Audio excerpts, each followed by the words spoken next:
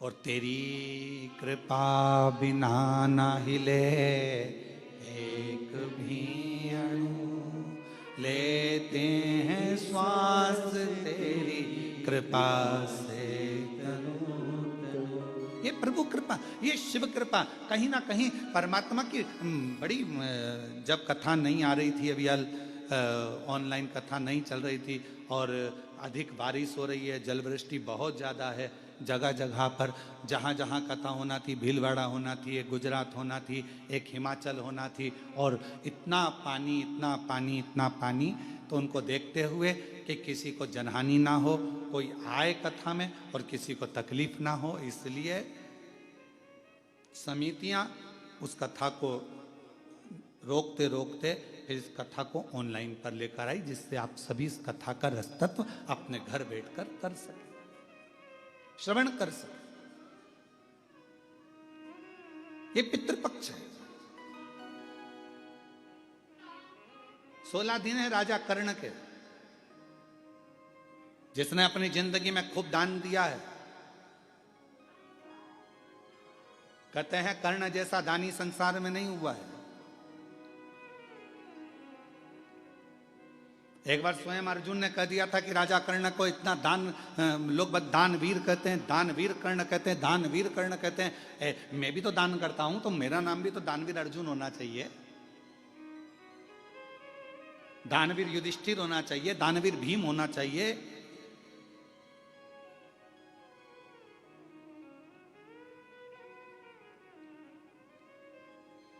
क्यों?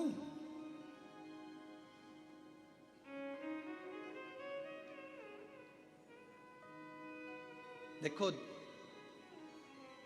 रोटी बनी, गाय को दे दी, एक दान ये हुआ। और दूसरा दान कौन सा है? बहुत देर से गाय दरवाजे पर खड़ी है और तुम्हारे डब्बे में रोटी नहीं है, तुमने आटा उसना, एक रोटी बनाई और फिर ले जाकर गाय को दी, एक दान ये कहलाता। बेटा रोता है, बच्चा चिल्लाता है, माँ भूख लगी है, माँ भूख लगी है, भोजन दो भोजन दो, माँ कैसे भी तैयार कर कर उसको भोजन दे देती है।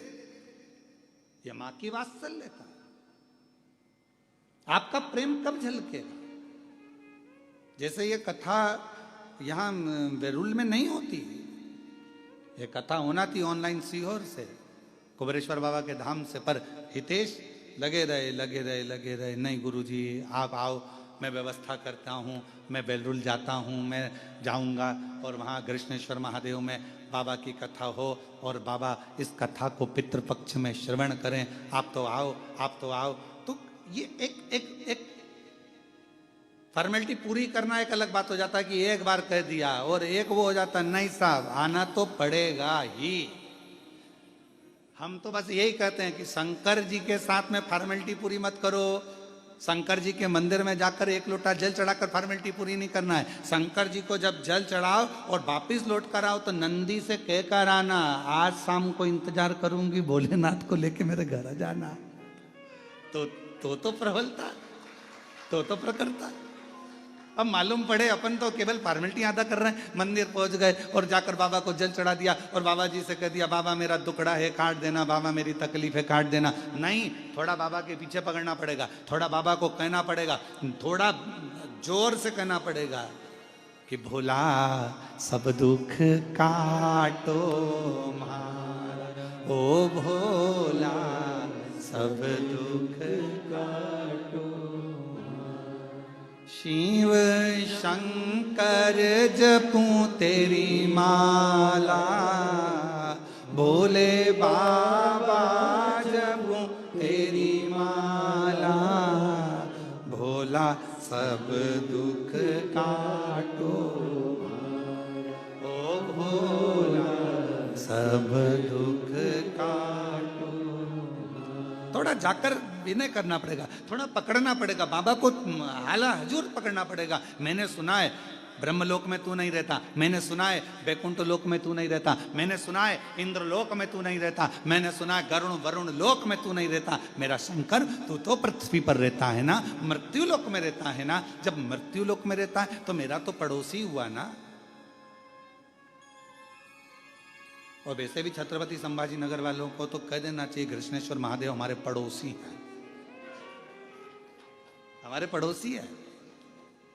नासिक वालों को कह देना चाहिए हमारे पड़ोसी हैं त्र्यंबक बाबा। धूलिया वालों को कह देना चाहिए अरे क्या बात कर रहे हो, कृष्णेश्वर महादेव वो तो हमारे पड़ोसी हैं, हमारे पड़ोस में रहते हैं। अब पड़ोसी से रिश्तेदारी कैसी बनाना है तुम्हारे ऊपर निर्भर करता है। तुम अगर पड़ोसन को चाय वाय पिलाओगे अच्छे दमदारी से, उससे अच्छा प्रेम भाव रखोगे तो पड़ोसन भी तुम्हारी दुख की घड़ी में आके खड़ी हो जाएगी और कह देगी चिंता मत करो मैं खड़ी हूं ना, तुम तो तुम्हारी शादी ब्याह करो, बाकी का सब सामान मैं संभाल लूंगी। और पड़ोसन कहीं कहीं इतनी अच्छी होती है कि सब संभाल लेती है, तुम जाओ तुम पार्टी करो मैं सब संभाल लूंगी, सब संभाल लूंगी, सब संभाल लूंगी। और कहीं कहीं की पड़ोसन ऐसी होती है कि तुम जाओ पार्टी में मैं सब ले जाऊंगी। तो कहीं कहीं की ऐसी भी हो सकती है कि ले जाए उठा के।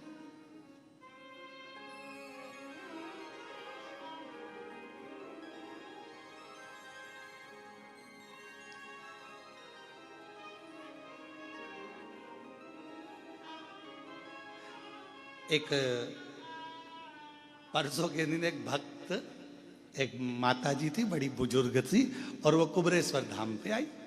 हम वहीं थे शाम के समय पर, तो उन्होंने कहा कि गुरु जी, मैंने कहा बोलो जी, तो कहा गुरु जी, हमने कहा बोलो जी, कहा गुरु जी, मैंने कहा बोलो भी जी, कुछ तो बोलो। भले आपका छोटा सा झोपड़ा हो ना, आप कितने भी अच्छे होटल में रह रहे हो, कितने भी अच्छे आप कॉटेज में रह रहे हो, खूब डेवलप का गद्दा है डनलप का और खूब जोरदार पानी भी मिल रहा है, वेटर भी लगे हैं, भोजन भी मिल रहा है और बढ़िया चाय भी मिल रही है, कॉफ़ी भी मिल रही है, उसके बाद भी 1 महीना 15 दिन 20 दिन आप रहोगे, रहने के बाद आपको एक ना एक दिन आपके घर की याद जरूर आएगी। भले वो टूटा हुआ झोपड़ा क्यों ना हो, चाहे उस घर में तुम्हारा साधारण सा रुई का गद्दा क्यों ना हो, चाहे उसमें चटाई क्यों ना बिछी हो, पर अपने घर की याद अपने को जरूर आती।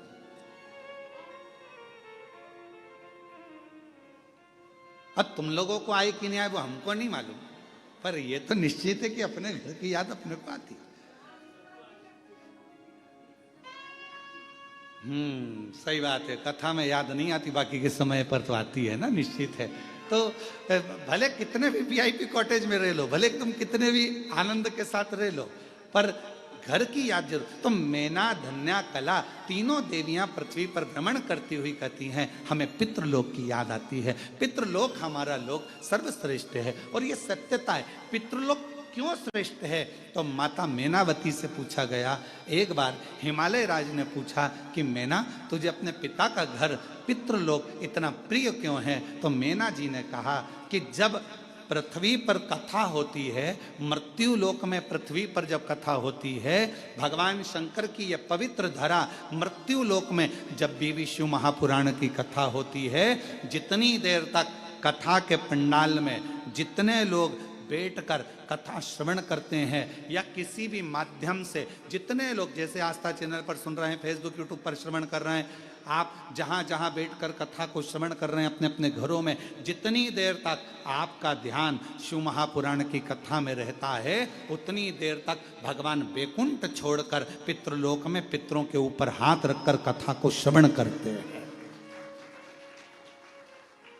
अब आप लोग जितने लोग बैठे हो, आपके पूर्वज, आपके दादा परदादा 71 पीढ़ी में, कोई महिला है, बेटी है, उसकी 71 पीढ़ी, कोई पुरुष है उसकी 71 पीढ़ी। तो जितने लोग भी इस आस्था चैनल पर कथा को सुन रहे हैं, फेसबुक यूट्यूब पर कथा को श्रवण कर रहे हैं, या बेलूर की इस पवित्र घृष्णेश्वर महादेव की इस पवित्र हॉल में बैठकर इस कथा को श्रवण कर रहे हैं, आप जितने भी सुन रहे हैं, आपके पूर्वज, आपके पितर, आपके देवता, आपके दादा परदादा 71 पीढ़ी में जहां कहीं पर भी होंगे, वो पितृलोक में जब बैठे रहेंगे, आप कथा श्रवण कर रहे होंगे, उस समय पर भगवान देव अधिदेव महादेव, भगवान नारायण और भगवान ब्रह्मा, इंद्र, 33 कोटि देवता पितृलोक में जब तक आप कथा सुनते हो उतनी देर तक वो पितृलोक में हमारे पूर्वजों के पास उनके कंधे पर हाथ रखकर ऐसे श्री शिव महापुराण की कथा को श्रवण करते हैं और वर देते हैं।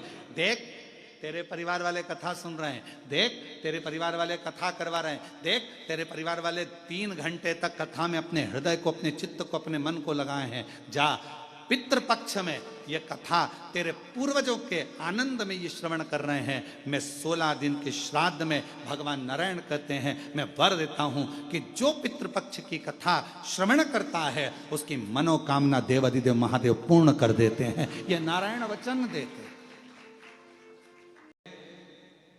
मौका मिले वस्त्र दान अपनी जगह पर है, स्वर्ण दान अपनी जगह पर है, मुद्रा दान अपनी जगह पर है, भूमि दान अपनी जगह पर है, पर शिव महापुराण की कथा कहती है अन्न दान सर्वश्रेष्ठ माना गया है। जो दिया वो प्राप्त हो, जो दिया वो प्राप्त हो।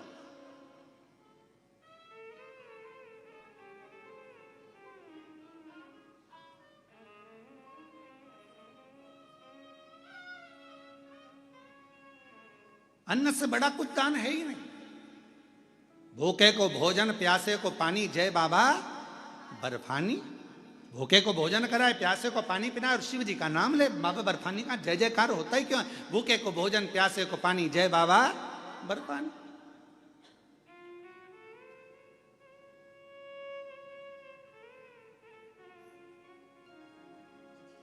क्यों कुबेरेश्वर धाम पर अन्न का दान दिया जाता है? अन्न का दान कुबेर का भंडार कुबेरेश्वर धाम की रीत है। वहां जो आता है थोड़ा अन्न लेकर आता है, चावल ले आएगा, गेहूं ले आएगा।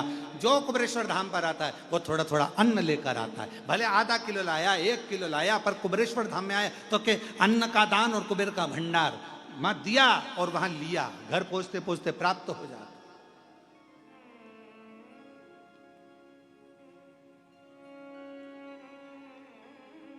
तुमने अन्न नहीं दिया राजा कर्ण, तुमने भोजन में अन्न का दान नहीं दिया। तो राजा कर्ण को लगा कि अन्न नहीं दिया तो अब क्या होगा, तो कहा कि तुम्हें भोजन खाने को नहीं मिलेगा। राजा कर्ण ने कहा कि मुझे कुछ दिन दे दो, मैं पृथ्वी पर जाकर अन्न का दान करूंगा।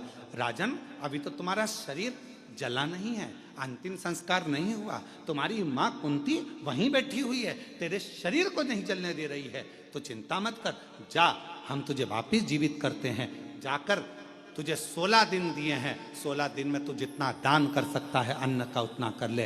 राजा कर्ण पृथ्वी पर आए और मां गंगा के तट पर पहुंच गए और गंगा के तट पर भोजन कराना प्रारंभ करा। ब्राह्मण हो, साधु हो, सन्यासी हो, तपस्वी हो, साधक हो, उपासक हो, सांसारिक मनुष्य हो, मानव हो, कैसा भी हो, पर आओ और भोजन ग्रहण करो। सारे के सारे भोजन ग्रहण करने आते, तब राजा कर्ण उनको भोजन कराकर विदा कर देता।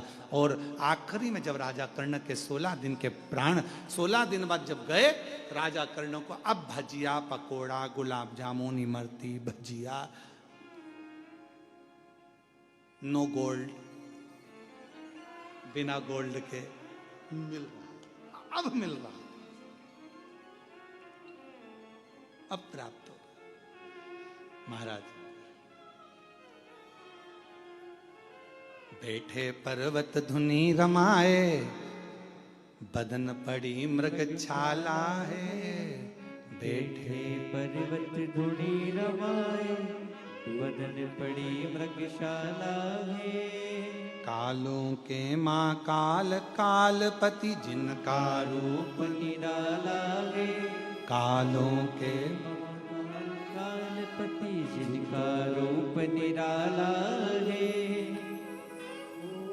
जिनके गले में विषधर काला, विषधर काला, भोलेनाथ डमरू वाला। बड़ा है दयालु भोलेनाथ डमरू वाला, बड़ा है दयालु भोलेनाथ डमरू वाला। ओ बड़ा है दयालु भोलेनाथ डमरू वाला, बड़ा है दयालु सब गाइए। भोलेनाथ डमरू वाला। बड़ा है दयालु भोलेनाथ डमरू वाला। बड़ा है दयालु भोलेनाथ डमरू वाला।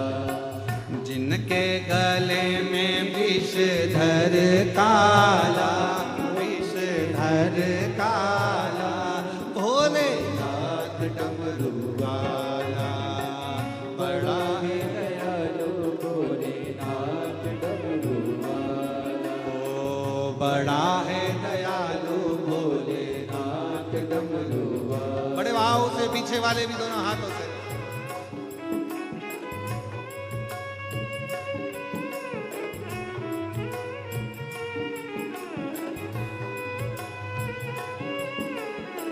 शंभो।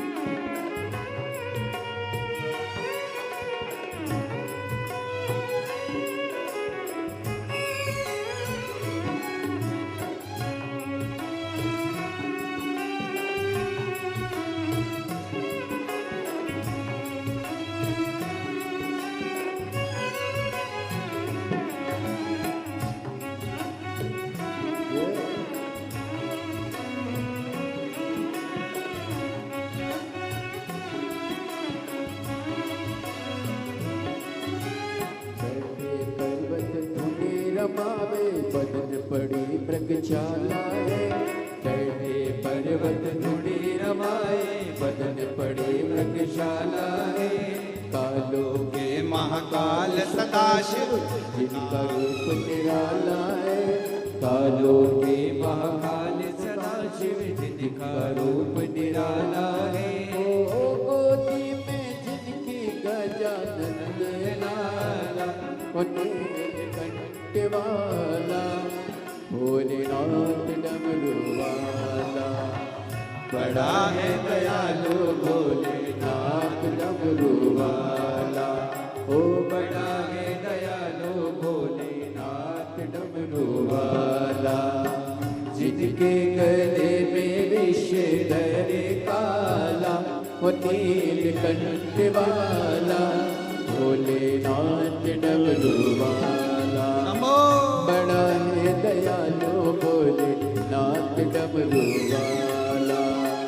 बड़ा है दयालु भोलेनाथ डमरू वाला।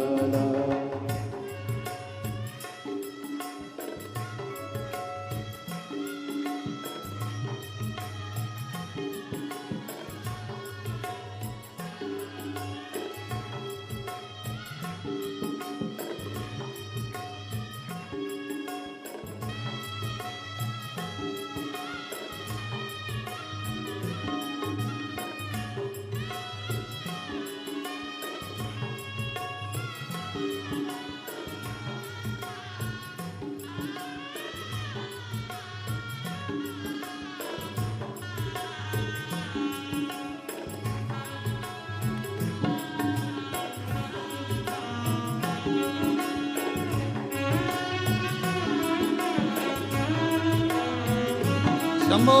शीश चंद्रमा जटा में गंगा बदन में भस्मी शोला है। शीश चंद्रमा जटा में ऊपर बदन में भस्मी शोला है। तीन लोक में नीलकंठ सा देव न कोई दूजा है। तीन लोक में नीलकंठ सा देव न कोई दूजा है। पी गए विष का प्याला वो नीलकंठ वाला। भोलेनाथ डमरू वाला।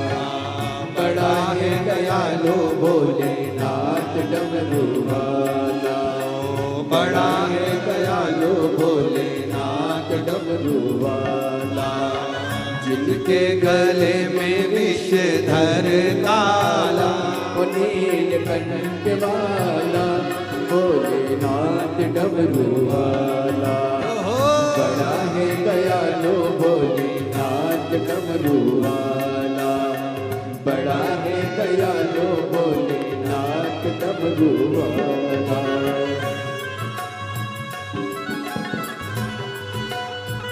जय हो शंभो।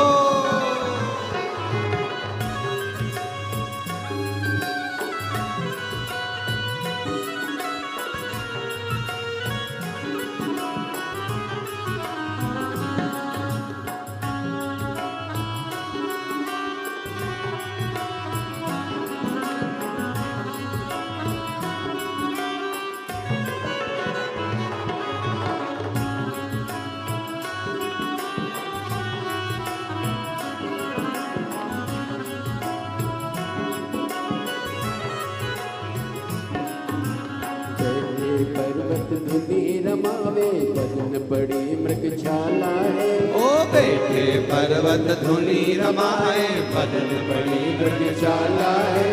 कालों के महाकाल सदाशिव जिनका रूप निराला है। ओ कालों के महाकाल सदाशिव जिनका रूप निराला है। हो गोदी में उनकी गजानंद लाला, नीलकंठ वाला भोलेनाथ डमरू वाला। हो बड़ा है दयालु भोलेनाथ डमरू वाला, बड़ा है दयालु भोलेनाथ डमरू वाला, बड़ा है दयालु भोलेनाथ डमरू वाला, बड़ा है दयालु भोलेनाथ डमरू वाला, बड़ा है दयालु भोलेनाथ डमरू वाला, बड़ा है दयालु भोलेनाथ डमरू वाला, बड़ा है दयालु भोलेनाथ डमरू वाला,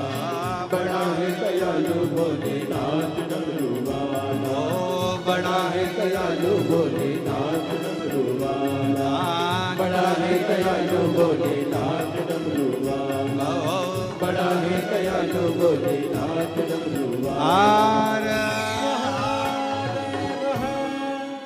अपने स्थान पर बैठकर भगवान देवाधिदेव महादेव से अपने मन की बात कहें, दिल से प्रार्थना करें, विनय करें, निवेदन करें, विनती करें। जो टीवियों के सामने बैठकर आस्था चैनल पर कथा श्रवण कर रहे हैं, वह वहां बैठकर, जो पंडाल में बैठकर कथा सुन रहे हैं, वो पंडाल में बैठकर दिल से बाबा को प्रार्थना करें, विनय करें, निवेदन करें, भाव से अपने मन का दिल से बाबा को चरण स्पर्श करते हुए आनंद के साथ विनय करें।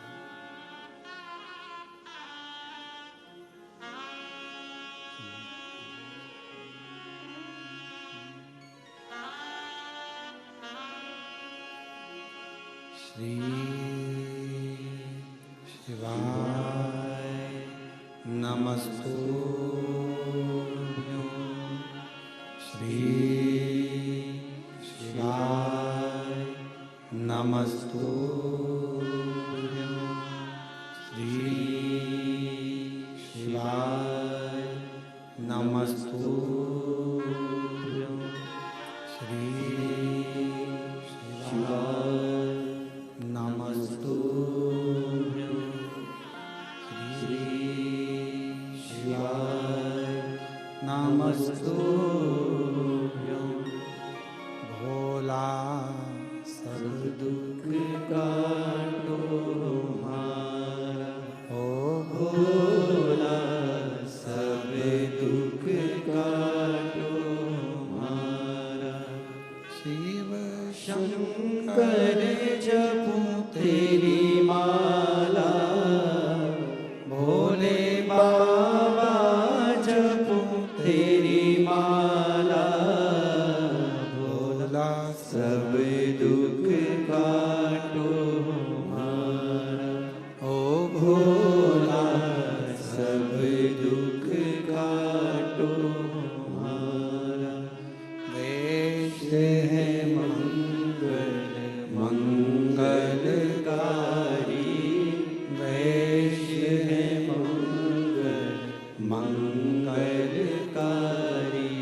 शमशान वासी हमारा, शमशान वासी हमारा, ओ भोला सब दुख काटो हमारा, ओ भोला सब दुख काटो हमारा।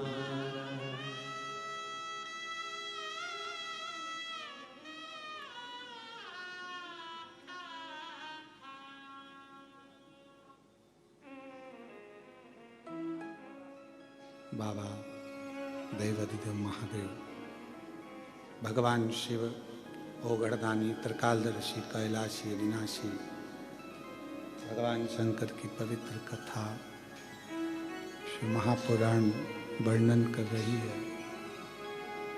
शिव तत्व कह रहा है, भगवान शंकर की कथा कह रही है। भगवान देवाधिदेव महादेव का पवित्र चरित्र वर्णन कर रहा है। कर्ण के 16 दिन 16 श्राद्ध के रूप में आज भी गिने जाते हैं। पितृपक्ष के अंतर्गत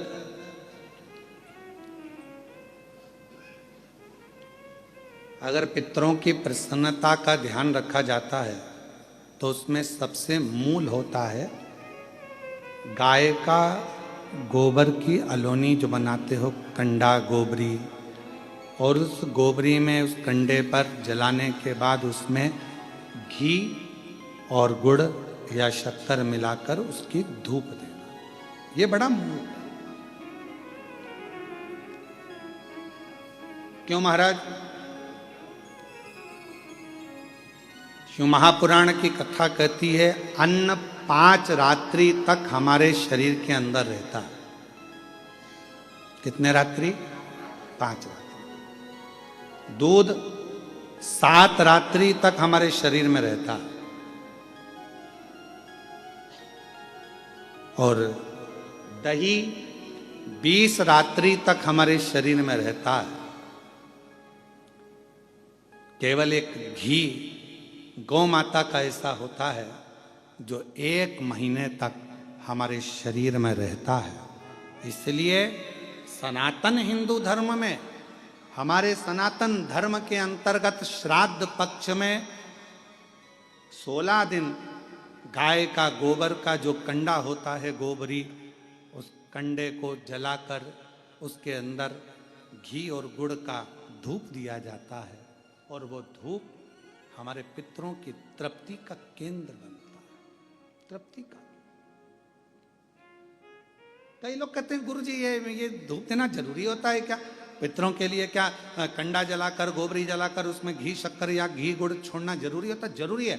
हम तो हमेशा कहेंगे, चाहे तुम बड़े मल्टी में रह रहे हो, मॉल में रह रहे हो, तुम्हारा मन जहां तुम वीआईपी में रह रहे हो, तो भी प्रयास करा करो कि 16 दिन में एक दिन आप धूप जरूर दें। बहुत जरूरी। इसकी कहीं कथा का वर्णन आता है? क्यों नहीं आता? अगर हम उठाकर देखें हमारे शास्त्रों को, हमारे पुराणों को, तो आप स्मरण करेंगे कपिल मुनि जी के आश्रम में 60,000 राख के ढेर बने सूर्य वंश के पुत्र। महाराज, राजा सगर की 2 धर्म पत्नियां थीं। पहले नंबर पर केशनी, दूसरे नंबर पर सुमति। और राजा सगर की 2 धर्म पत्नियां हैं। उसमें से राजा सगर की पहली पत्नी केशनी से 60,000 बेटों ने जन्म लिया।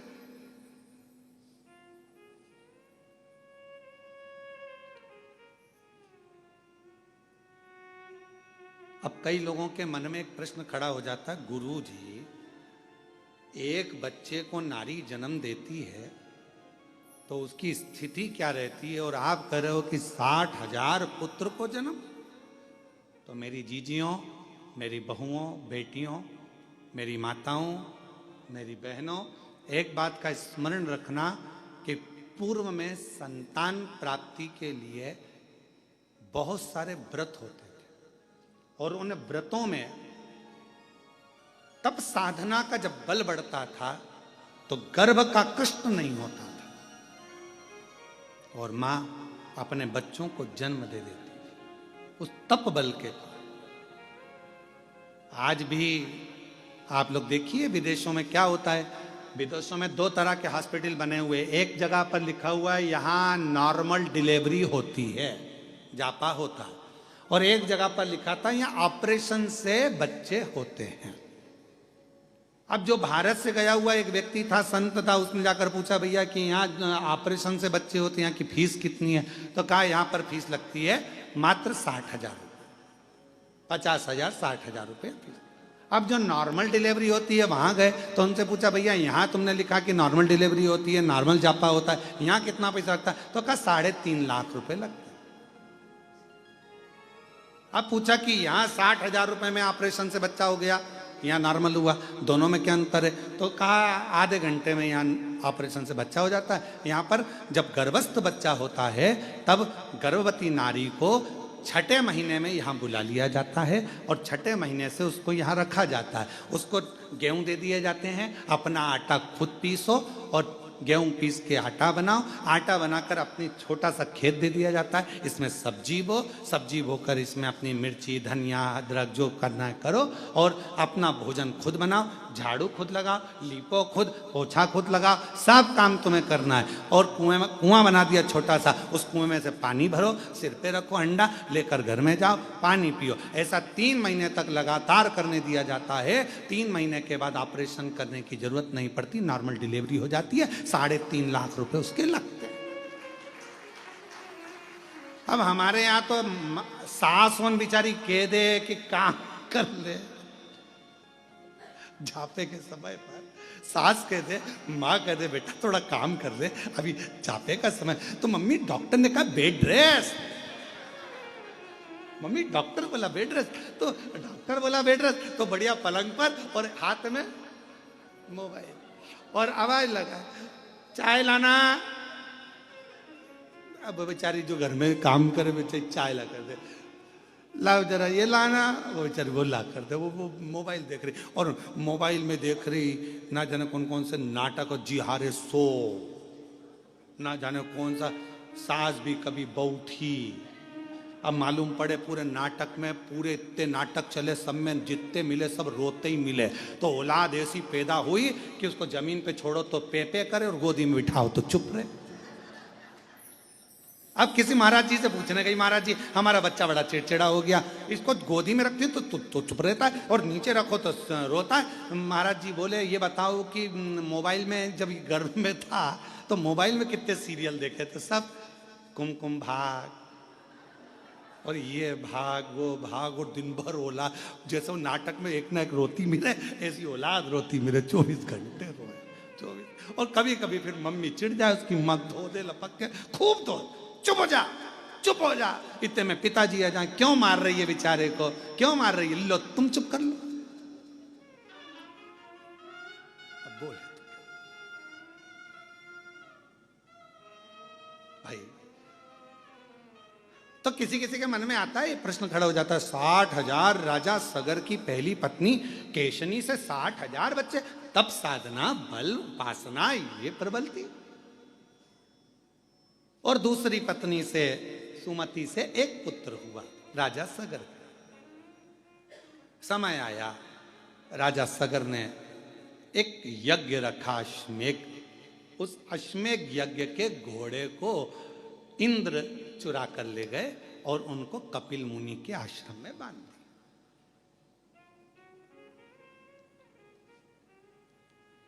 अब आपके मन में फिर अगला प्रश्न आएगा, क्या देवता ऐसे होते थे कि दूसरे के घोड़े चुरा के दूसरी जगह बांध दिया है? बहुत ध्यान रखना, ईर्षा एक शब्द ऐसा है जो किसी को भी बढ़ते हुए नहीं देख सकता। आप उन्नति की सीढ़ी पर चढ़ोगे, आपको वो देख नहीं पाएगा। ईर्षा, ईर्षा एक शब्द ऐसा है जो किसी को बढ़ता हुआ नहीं देख सकता। इसके पास गाड़ी कैसे आ गई, इसका बंगला कैसे बन गया, ये इतने ऊंचे पद पर कैसे पहुंच गया, इतनी अवधि कैसे हो गई, इतना प्रतिष्ठा कैसे हो गई, इतना नाम कैसे चल रहा है, इतना दौलत कैसे आ गया, इतना धन कैसे आ गया, इतना वैभव कैसे आ गया। ये ईर्ष्या व्यक्ति के भीतर पनपती रहती, ईर्ष्या।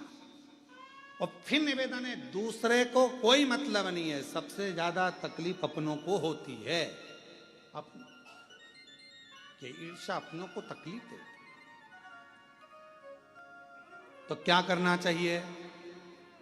लोग जलेंगे, ईर्ष्या करेंगे, तो क्या हम गाड़ी में नहीं घूमे? लोग जलेंगे, ईर्ष्या करेंगे, तो हम क्या खाना नहीं खाएं? लोग जलेंगे, ईर्ष्या करेंगे, तो क्या हम कथा नहीं सुने? आप रोज रोज कथा सुन लो। अभी आस्था चैनल वाले एक कोई दिखाएं बार बार बार बार, हमारे को छोड़ के एक को दिखाए, और तुम घर पे जाके जब आस्था चैनल पर कथा सुनना चालू करो और उत्तर में बताओ इसी इसको दिखा रहा, मेरे को दिखाया नहीं, मैं तो बैठी थी, आगे बैठी और मुझे दिखाया ही नहीं, तो भीतर ईर्ष्या आ जाए। ईर्ष्या बड़ी विचित्र, बड़ी।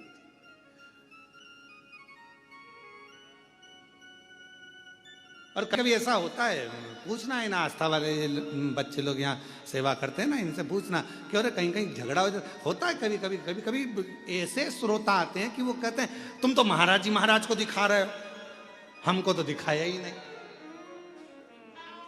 कई बार ऐसा भी हो जाता। अब ईर्ष्या, इंद्र ने घोड़ा लिया अश्वमेध यज्ञ का, उसको कपिल मुनि के आश्रम में बांध दिया। कपिल मुनि के आश्रम में बांधा तो राजा सगर जी ने अपने 60,000 बेटों से कहा कि बेटा जाओ, अश्वमेध यज्ञ का घोड़ा पकड़ लिया है, जरा जाकर देखो और उसको छुड़ा कर लाओ।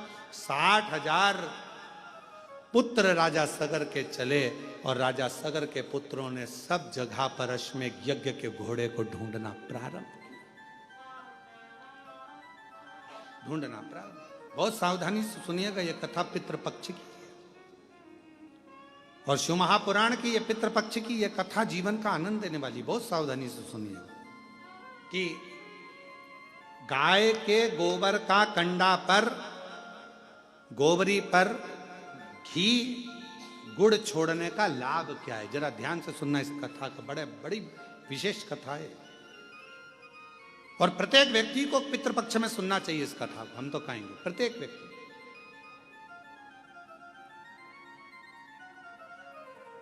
अश्वमेध यज्ञ के अश्व को ढूंढने के लिए चले। अब जगह ढूंढते रहे पर मिला नहीं। आखिरी में कहीं सूचना मिली कि कपिल मुनि के आश्रम में 60,000 जो पुत्र थे वो पहुंच गए, और ये मालूम पड़ा कि कपिल मुनि के आश्रम में वो अश्वमेध यज्ञ का अश्व बंधा हुआ है। इन्होंने जाकर क्या देखा कि कपिल मुनि तो तप कर रहे, साधना कर रहे हैं, उपासना कर रहे हैं।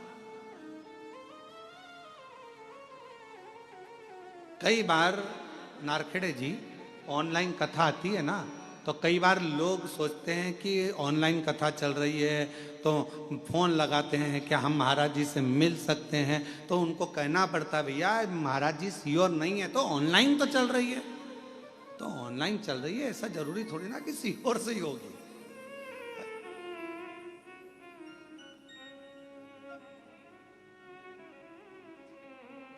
अब ऑनलाइन कथा कहां से हो रही, तो अभी बताना, कृष्णेश्वर धाम में बैरुल से हो रही है, पर निवेदन है तुम मत आना। निवेदन तुम अपने अपने घर से सुनना।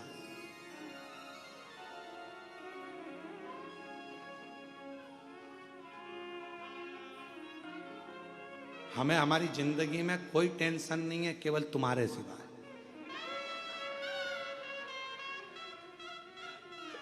एक टेंशन भारी है, एक सूचना मिल जाए कि यहां कथा हो रही है, जैसे शक्कर का डब्बा चींटी सूंघती आ जाती है, वैसे लोग पहुंच जाते हैं। एक टेंशन, और केवल ये सीहोर वाले महाराज का टेंशन नहीं, पूरी प्रशासन का भी टेंशन यही रहता है। ये ध्यान क्यों ऐसा है, ऐसा क्यों है? उसका एक कारण है कि मेरे शंकर भगवान ने तुम्हारी झोली इतनी भर दी कि बाबा उसको खाली नहीं रखा। शिव महापुराण का नियम ही यही है। शिव महापुराण के पंडाल में बाबा उसी को बुलाता है जिसकी गोदी भरना होती है या बाबा को कुछ देना होता है तो बुलाता ही नहीं है। फिर हम फिर कह रहे हैं कि ये कथा यहाँ पहुंची क्यों, तो ये समझ में नहीं आ रहा। अब हमको नहीं समझ में आया। रात को हम भी विचार कर रहे थे कि ऐसा क्या है कि ये कथा कृष्णेश्वर पहुंच गई ऑनलाइन होती होती। मतलब कुछ ना कुछ तुम जितने बैठे हो ना, कुछ ना कुछ तुम्हें फैमिली गिफ्ट मिलने वाला है, कुछ ना कुछ वाला। और तेरी कृपा का क्या है भरोसा, कब किस पर हो जाए जरा सी हम पर कर दो, जरा सी हम पर कर दो। जिस पर भी हो गई तेरी कृपा करुणा वो भव पार हुआ, भव पार हुआ। पापी हो चाहे जितना उसका भी बाबा उद्धार हुआ, उद्धार हुआ। गिद्ध अजामिल गणिका जैसे तेरे मन को भाए जरा सी हम पर कर दो, जरा सी हम पर कर दो। तेरी कृपा का क्या है भरोसा, कब किस पर हो जाए जरा सी हम पर कर दो, जरा सी।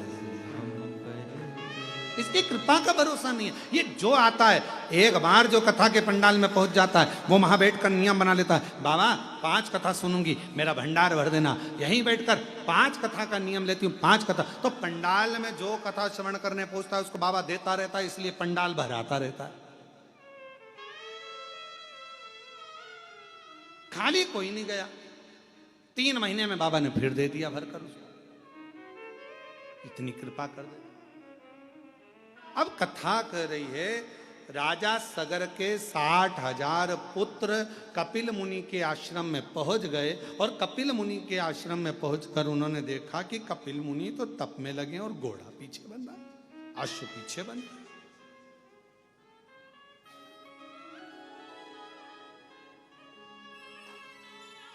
अश्व पीछे। कई बार ऐसा होता है, कोई तप करने बैठता है, आंख बंद करके भजन करने बैठता है तो ऐसा लगता है कि ये तो बेवकूफ बना रहा। नेत्र बंद है, साधना में डूबा हुआ है, भजन में डूबा हुआ है, स्मरण में डूबा हुआ है। नहीं भाई, वो कहीं ना कहीं उसको भक्ति खींच ली है, शिव की भक्ति ने उसको पकड़ लिया, शंकर की शिव भक्त।